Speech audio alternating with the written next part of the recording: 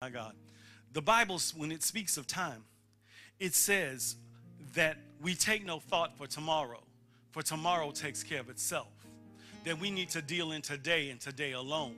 We can't even deal in yesterday because yesterday's gone. We can't get it back.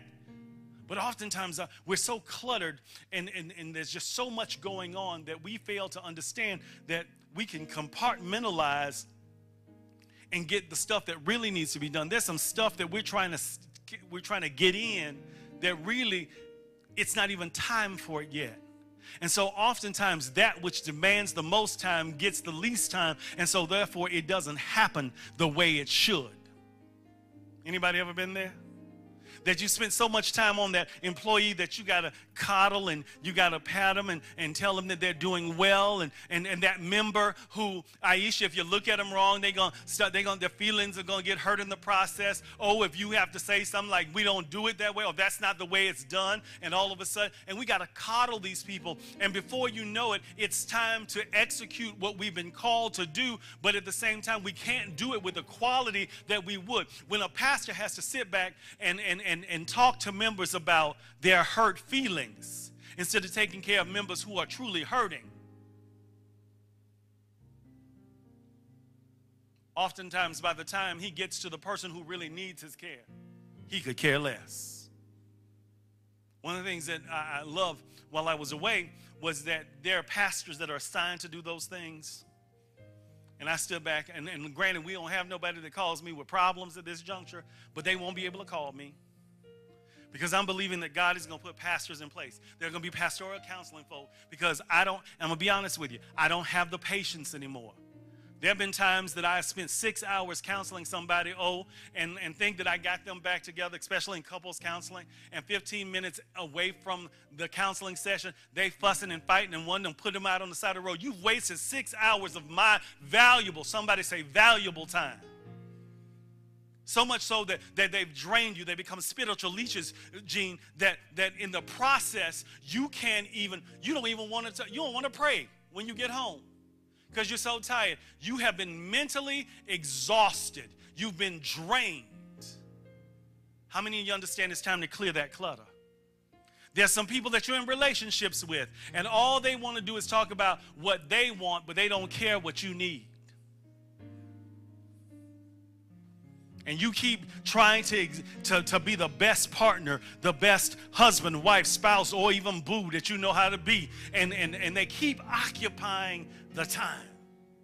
Look at somebody and say, it's time to clear the clutter. There's relationship clutter that ties in with time. Now you got the clutter in your relationship and they done cluttered up your time. So you just got double clutter. And it's double for your trouble. And how many of you would understand that sometimes it's not worth it? Now, don't leave here talking about Pastor said, it's time for me to clear the clutter and let you go. I'm going to cut you off, boo, because the pastor said, and that's not what I said. I said the people who are cluttering your lives, they're littering your lives, and they don't care about your process. Those are the ones that you got to be careful about. They keep saying, repeating the same thing and saying, I'm sorry, relationship clutter, and they've wasted your time. Okay, amen? Then we look at there's body clutter. Some of us got some clutter going on. It's called fat.